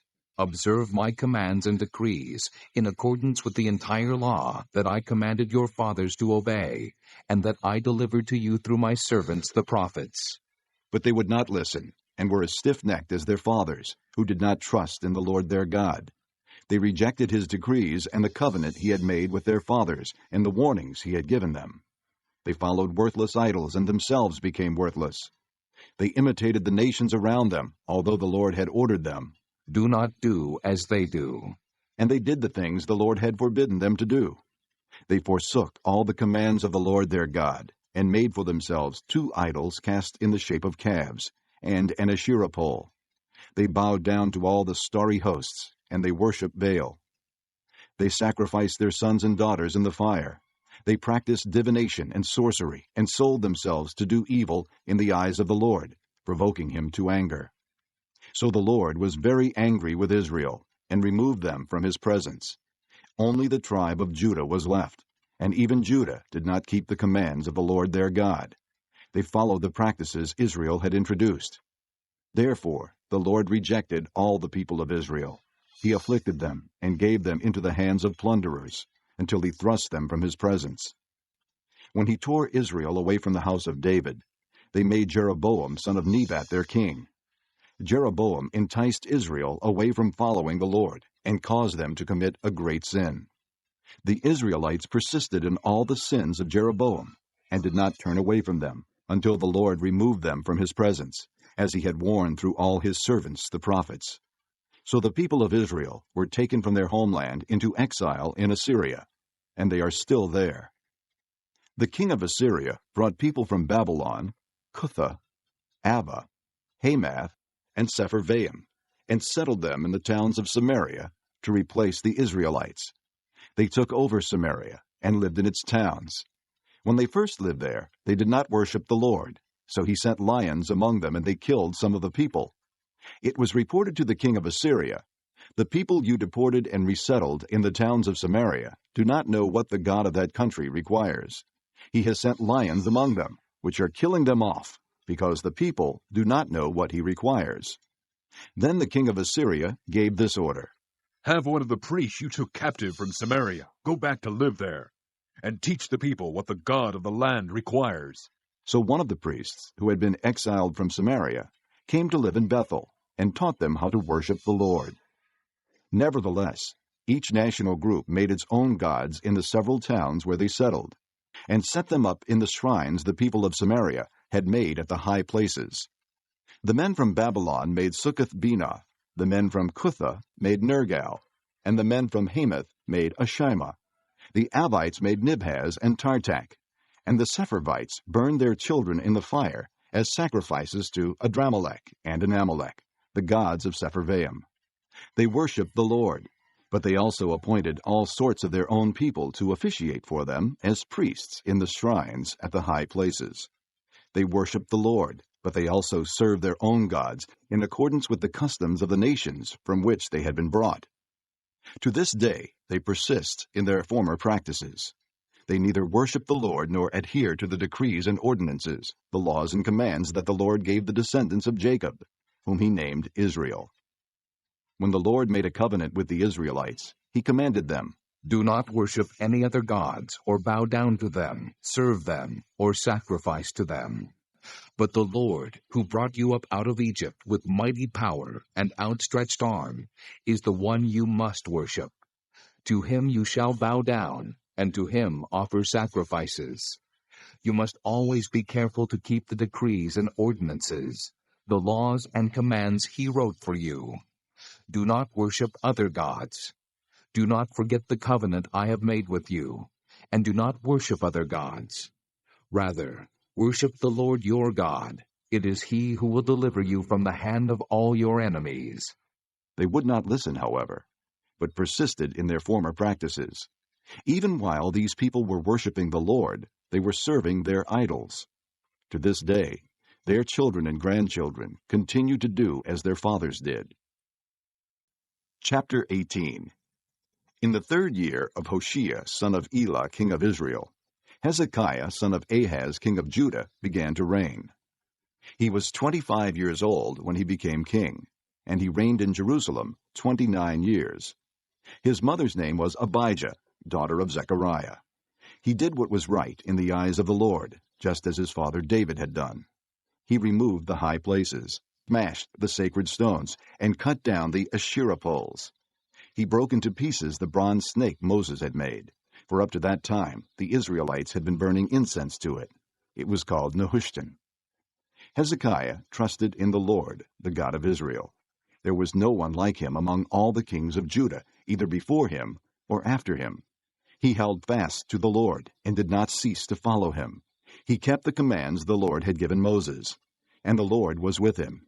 He was successful in whatever he undertook. He rebelled against the king of Assyria and did not serve him. From watchtower to fortified city, he defeated the Philistines as far as Gaza and its territory. In King Hezekiah's 4th year, which was the 7th year of Hoshea, son of Elah, king of Israel, Shalmaneser, king of Assyria, marched against Samaria and laid siege to it. At the end of 3 years the Assyrians took it. So Samaria was captured in Hezekiah's 6th year, which was the 9th year of Hoshea, king of Israel. The king of Assyria deported Israel to Assyria and settled them in Halah, in Gozan, on the Habor River, and in towns of the Medes. This happened because they had not obeyed the Lord their God, but had violated his covenant, all that Moses the servant of the Lord commanded. They neither listened to the commands nor carried them out. In the 14th year of King Hezekiah's reign, Sennacherib, king of Assyria, attacked all the fortified cities of Judah and captured them. So Hezekiah, king of Judah, sent this message to the king of Assyria at Lachish. I have done wrong. Withdraw from me, and I will pay whatever you demand of me. The king of Assyria exacted from Hezekiah, king of Judah, 300 talents of silver and 30 talents of gold. So Hezekiah gave him all the silver that was found in the temple of the Lord, and in the treasuries of the royal palace. At this time Hezekiah, king of Judah, stripped off the gold with which he had covered the doors and doorposts of the temple of the Lord, and gave it to the king of Assyria. The king of Assyria sent his supreme commander, his chief officer, and his field commander with a large army from Lachish to King Hezekiah at Jerusalem. They came up to Jerusalem and stopped at the aqueduct of the upper pool, on the road to the washerman's field. They called for the king, and Eliakim, son of Hilkiah, the palace administrator, Shebna, the secretary, and Joah, son of Asaph, the recorder, went out to them. The field commander said to them, Tell Hezekiah, this is what the great king, the king of Assyria, says. On what are you basing this confidence of yours? You say you have strategy and military strength, but you speak only empty words. On whom are you depending, that you rebel against me? Look now, you are depending on Egypt, that splintered reed of a staff, which pierces a man's hand and wounds him if he leans on it. Such is Pharaoh, king of Egypt, to all who depend on him. And if you say to me, we are depending on the Lord our God, isn't he the one whose high places and altars Hezekiah removed, saying to Judah and Jerusalem, you must worship before this altar in Jerusalem? Come now, make a bargain with my master, the king of Assyria. I will give you 2,000 horses, if you can put riders on them. How can you repulse one officer of the least of my master's officials, even though you are depending on Egypt for chariots and horsemen? Furthermore, have I come to attack and destroy this place without word from the Lord? The Lord himself told me to march against this country and destroy it. Then Eliakim, son of Hilkiah, and Shebna and Joah said to the field commander, Please speak to your servants in Aramaic, since we understand it. Don't speak to us in Hebrew in the hearing of the people on the wall. But the commander replied, Was it only to your master and you that my master sent me to say these things?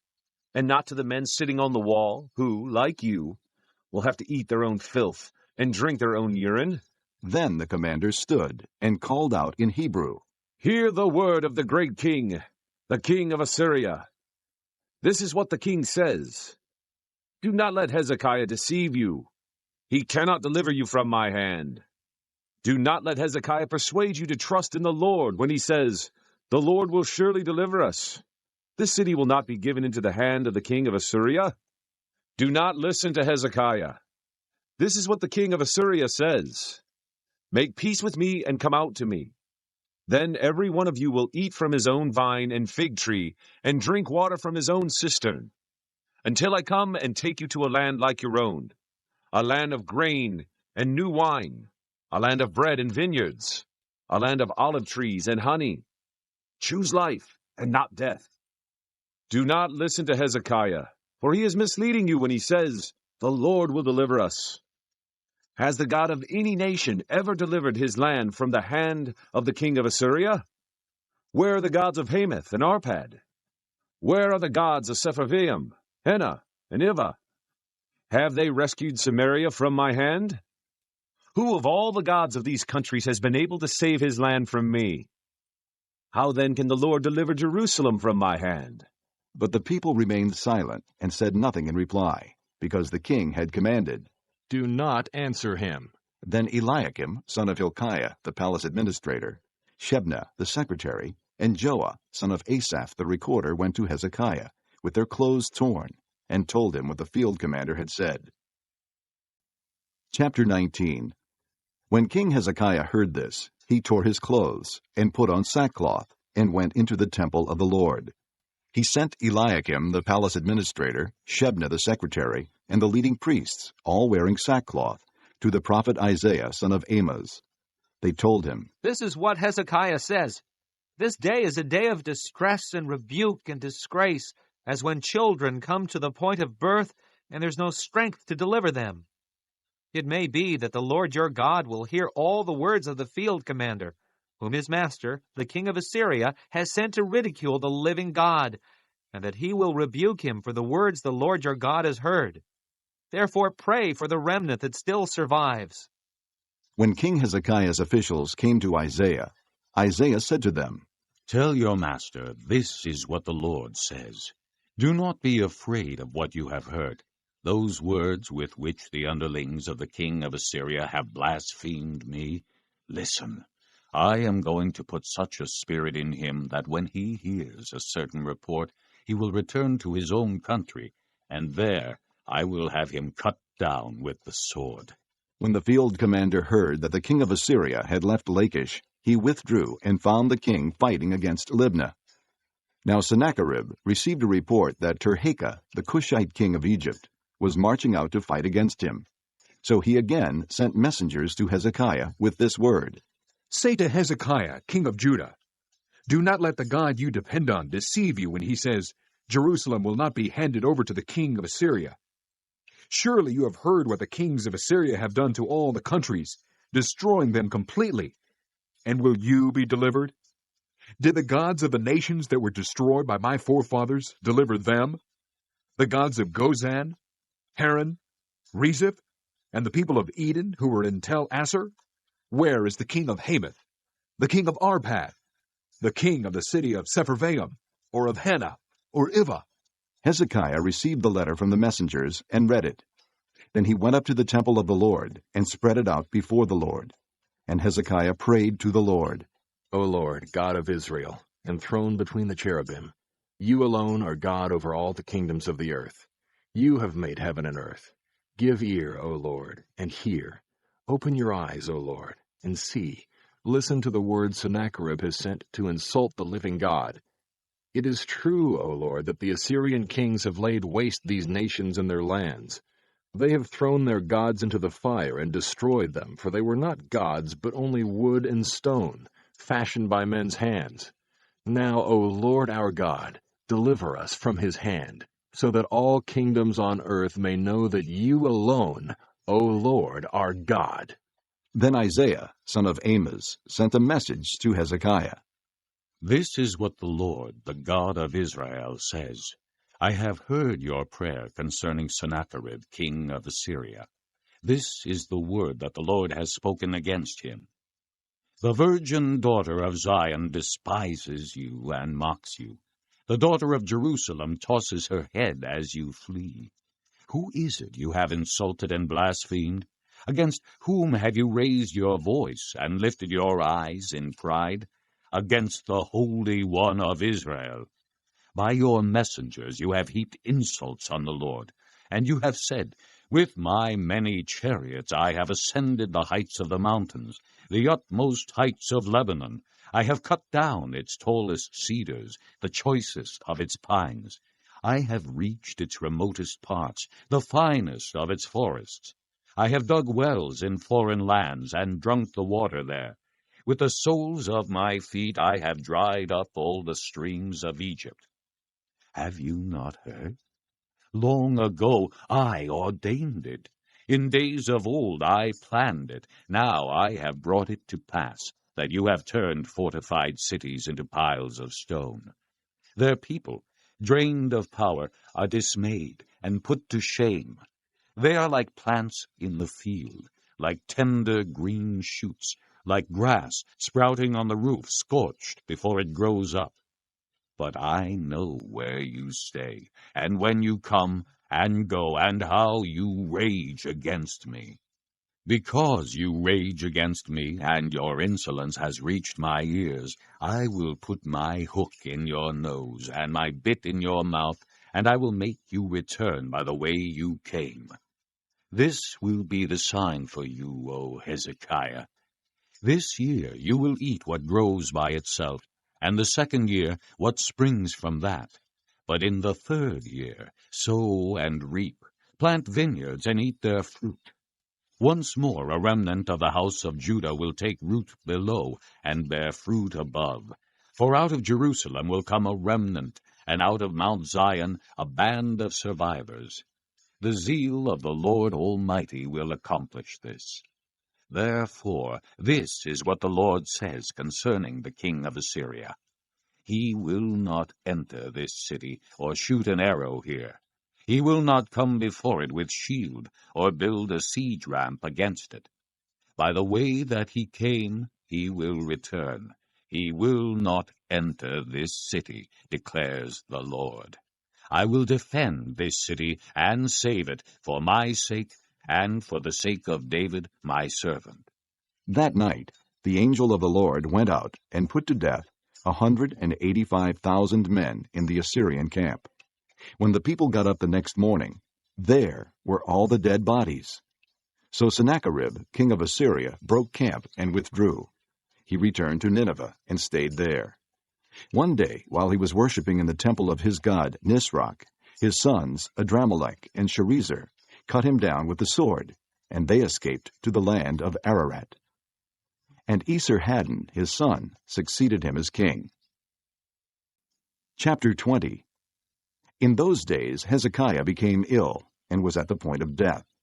The prophet Isaiah, son of Amoz, went to him and said, This is what the Lord says.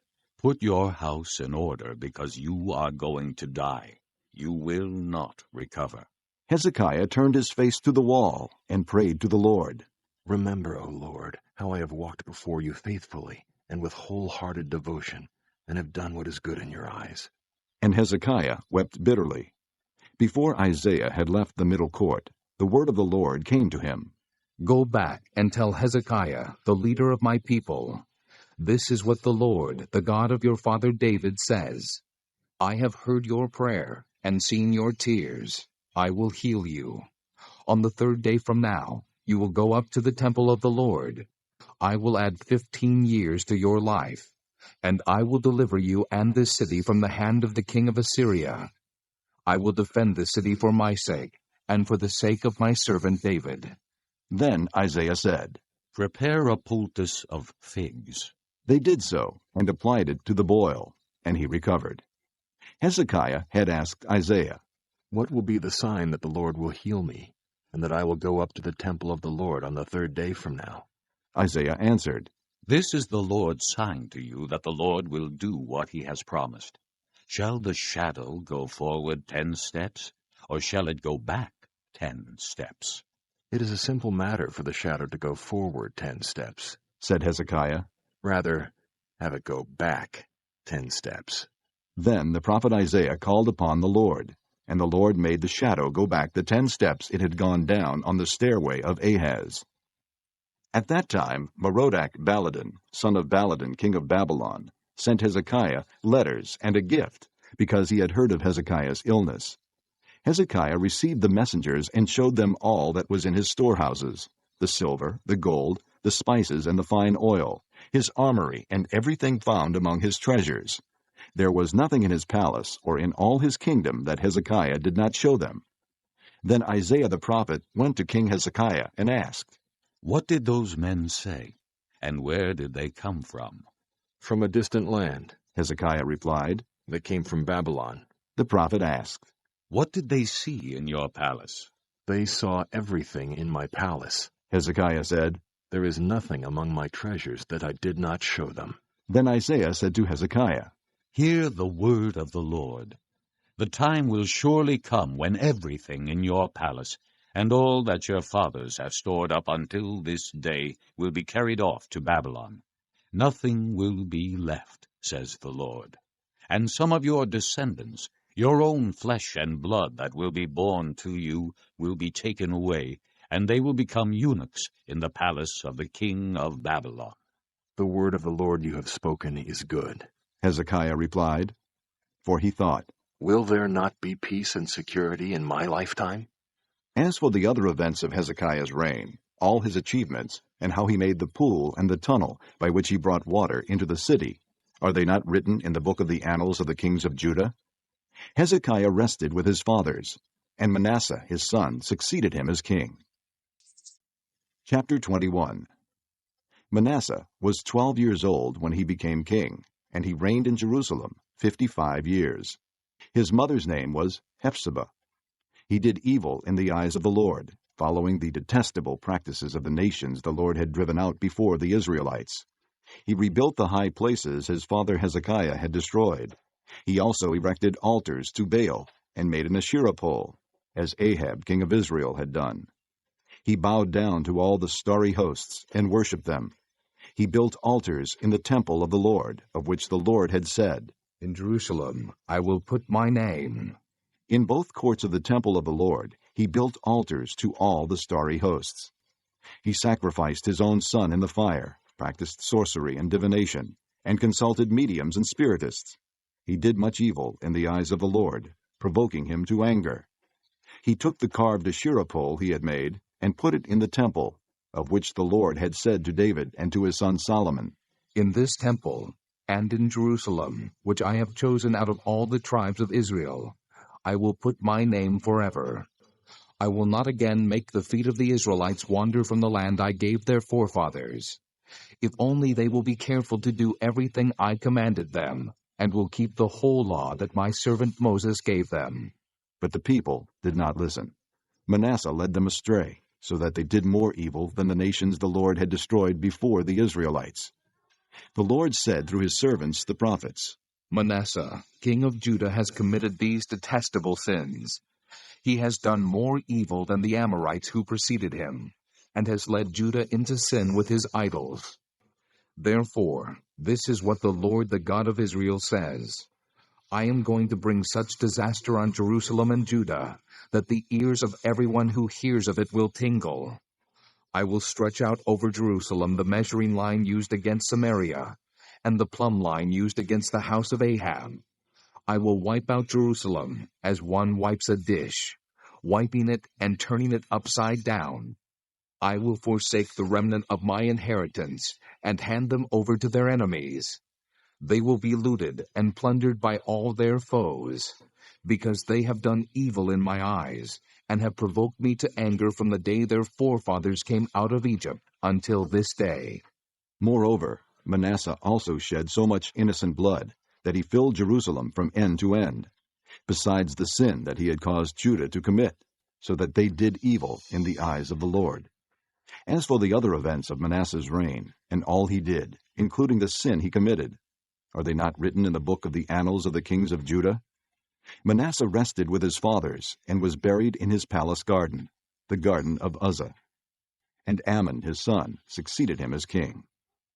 Amon was 22 years old when he became king, and he reigned in Jerusalem 2 years. His mother's name was Meshullemeth, daughter of Harez. She was from Jotbah. He did evil in the eyes of the Lord, as his father Manasseh had done. He walked in all the ways of his father. He worshipped the idols his father had worshipped, and bowed down to them. He forsook the Lord, the God of his fathers, and did not walk in the way of the Lord. Amon's officials conspired against him, and assassinated the king in his palace.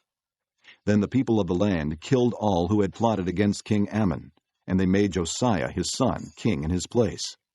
As for the other events of Amon's reign, and what he did, are they not written in the book of the annals of the kings of Judah? He was buried in his grave in the garden of Uzzah, and Josiah his son succeeded him as king. Chapter 22. Josiah was 8 years old when he became king, and he reigned in Jerusalem 31 years. His mother's name was Jedidah, daughter of Adaiah. She was from Bozkath. He did what was right in the eyes of the Lord, and walked in all the ways of his father David, not turning aside to the right or to the left. In the 18th year of his reign, King Josiah sent the secretary Shaphan, son of Azaliah, the son of Meshullam, to the temple of the Lord. He said, Go up to Hilkiah the high priest, and have him get ready the money that has been brought into the temple of the Lord, which the doorkeepers have collected from the people. Have them entrusted to the men appointed to supervise the work on the temple, and have these men pay the workers who repair the temple of the Lord, the carpenters, the builders, and the masons. Also have them purchase timber and dressed stone to repair the temple. But they need not account for the money entrusted to them, because they are acting faithfully. Hilkiah the high priest said to Shaphan the secretary, I have found the book of the law in the temple of the Lord. He gave it to Shaphan, who read it. Then Shaphan the secretary went to the king and reported to him. Your officials have paid out the money that was in the temple of the Lord, and have entrusted it to the workers and supervisors at the temple. Then Shaphan the secretary informed the king. Hilkiah the priest has given me a book. And Shaphan read from it in the presence of the king. When the king heard the words of the book of the law, he tore his robes. He gave these orders to Hilkiah the priest, Ahikam son of Shaphan, Akbor son of Micaiah, Shaphan the secretary, and Isaiah the king's attendant. Go and inquire of the Lord for me and for the people and for all Judah about what is written in this book that has been found. Great is the Lord's anger that burns against us because our fathers have not obeyed the words of this book. They have not acted in accordance with all that is written there concerning us. Hilkiah the priest, Ahikam, Akbor, Shaphan, and Isaiah went to speak to the prophetess Huldah, who was the wife of Shallum son of Tikvah, the son of Harhas, keeper of the wardrobe. She lived in Jerusalem, in the 2nd district. She said to them, This is what the Lord, the God of Israel, says. Tell the man who sent you to me, this is what the Lord says. I am going to bring disaster on this place and its people, according to everything written in the book the king of Judah has read. Because they have forsaken me and burned incense to other gods, and provoked me to anger by all the idols their hands have made, my anger will burn against this place and will not be quenched. Tell the king of Judah, who sent you to inquire of the Lord, this is what the Lord, the God of Israel, says concerning the words you heard. Because your heart was responsive, and you humbled yourself before the Lord when you heard what I have spoken against this place and its people, that they would become accursed and laid waste, and because you tore your robes and wept in my presence, I have heard you, declares the Lord. Therefore I will gather you to your fathers, and you will be buried in peace. Your eyes will not see all the disaster I am going to bring on this place. So they took her answer back to the king. Chapter 23. Then the king called together all the elders of Judah and Jerusalem.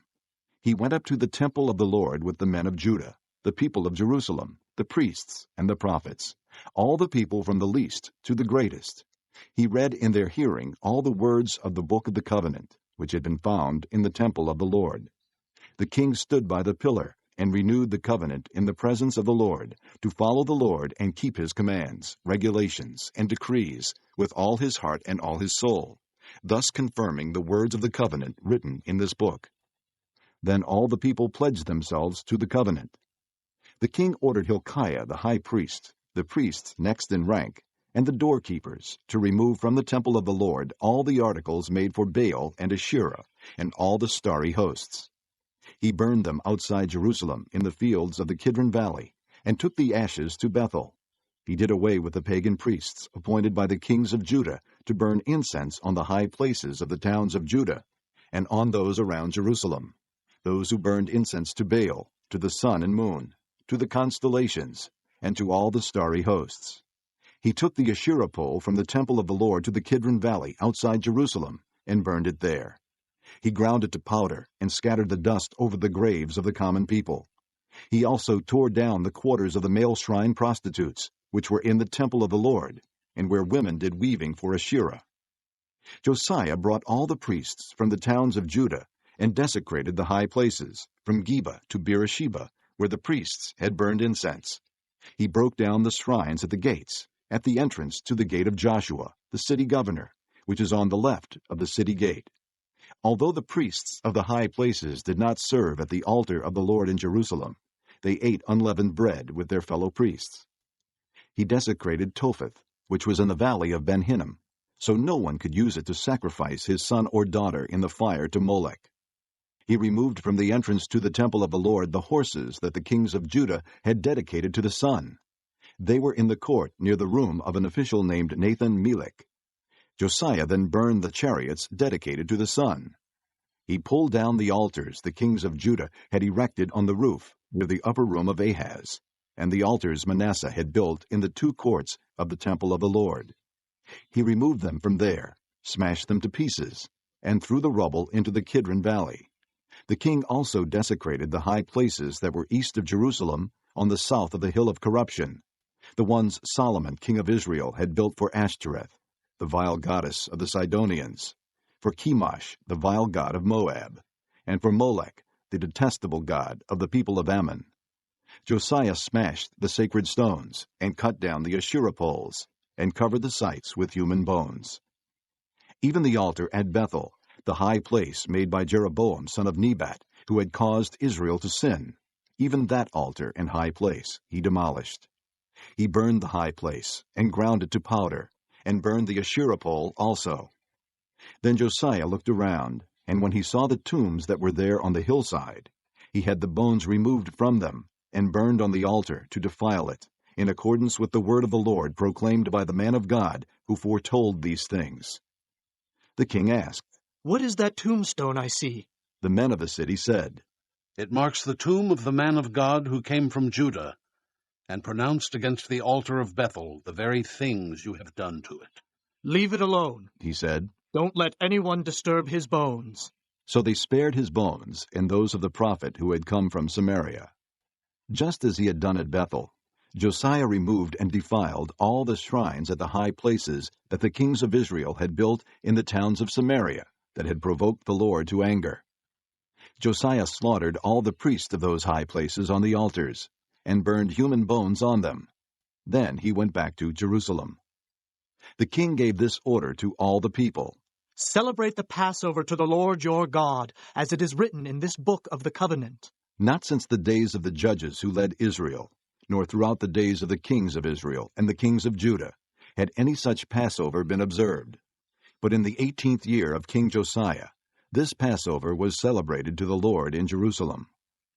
Furthermore, Josiah got rid of the mediums and spiritists, the household gods, the idols, and all the other detestable things seen in Judah and Jerusalem. This he did to fulfill the requirements of the law written in the book that Hilkiah the priest had discovered in the temple of the Lord. Neither before nor after Josiah was there a king like him, who turned to the Lord as he did, with all his heart, and with all his soul, and with all his strength, in accordance with all the law of Moses. Nevertheless, the Lord did not turn away from the heat of his fierce anger, which burned against Judah because of all that Manasseh had done to provoke him to anger.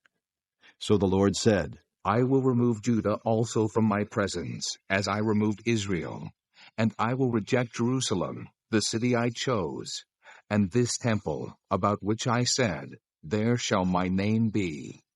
As for the other events of Josiah's reign, and all he did, are they not written in the book of the annals of the kings of Judah? While Josiah was king, Pharaoh Necho, king of Egypt, went up to the Euphrates River to help the king of Assyria. King Josiah marched out to meet him in battle, but Necho faced him and killed him at Megiddo. Josiah's servants brought his body in a chariot from Megiddo to Jerusalem, and buried him in his own tomb. And the people of the land took Jehoahaz, son of Josiah, and anointed him, and made him king in place of his father. Jehoahaz was 23 years old when he became king, and he reigned in Jerusalem 3 months. His mother's name was Hamutal, daughter of Jeremiah. She was from Libnah. He did evil in the eyes of the Lord, just as his fathers had done. Pharaoh Necho put him in chains at Riblah in the land of Hamath, so that he might not reign in Jerusalem, and he imposed on Judah a levy of 100 talents of silver and a talent of gold. Pharaoh Necho made Eliakim, son of Josiah, king in place of his father Josiah, and changed Eliakim's name to Jehoiakim. But he took Jehoahaz and carried him off to Egypt, and there he died. Jehoiakim paid Pharaoh Necho the silver and gold he demanded.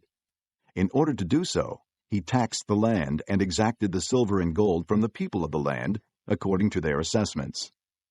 Jehoiakim was 25 years old when he became king, and he reigned in Jerusalem 11 years.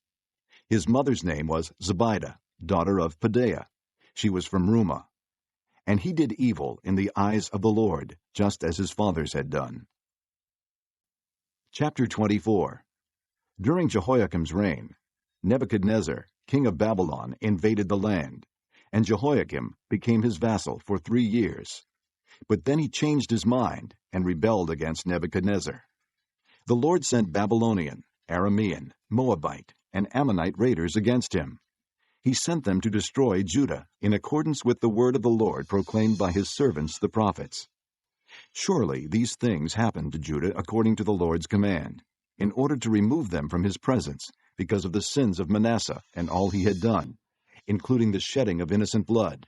For he had filled Jerusalem with innocent blood, and the Lord was not willing to forgive. As for the other events of Jehoiakim's reign, and all he did, are they not written in the book of the annals of the kings of Judah? Jehoiakim rested with his fathers, and Jehoiakim his son succeeded him as king. The king of Egypt did not march out from his own country again, because the king of Babylon had taken all his territory, from the Wadi of Egypt to the Euphrates River. Jehoiakim was 18 years old when he became king, and he reigned in Jerusalem 3 months. His mother's name was Nehushta, daughter of Elnathan. She was from Jerusalem. He did evil in the eyes of the Lord, just as his father had done. At that time the officers of Nebuchadnezzar, king of Babylon, advanced on Jerusalem and laid siege to it. And Nebuchadnezzar himself came up to the city while his officers were besieging it. Jehoiakim, king of Judah, his mother, his attendants, his nobles, and his officials all surrendered to him. In the 8th year of the reign of the king of Babylon, he took Jehoiakim prisoner. As the Lord had declared, Nebuchadnezzar removed all the treasures from the temple of the Lord and from the royal palace, and took away all the gold articles that Solomon king of Israel had made for the temple of the Lord. He carried into exile all Jerusalem, all the officers and fighting men, and all the craftsmen and artisans, a total of 10,000. Only the poorest people of the land were left. Nebuchadnezzar took Jehoiakim captive to Babylon. He also took from Jerusalem to Babylon the king's mother, his wives, his officials, and the leading men of the land. The king of Babylon also deported to Babylon the entire force of 7,000 fighting men, strong and fit for war, and 1,000 craftsmen and artisans. He made Mattaniah, Jehoiakim's uncle, king in his place, and changed his name to Zedekiah. Zedekiah was 21 years old when he became king, and he reigned in Jerusalem 11 years. His mother's name was Hamutal, daughter of Jeremiah. She was from Libnah. He did evil in the eyes of the Lord, just as Jehoiakim had done.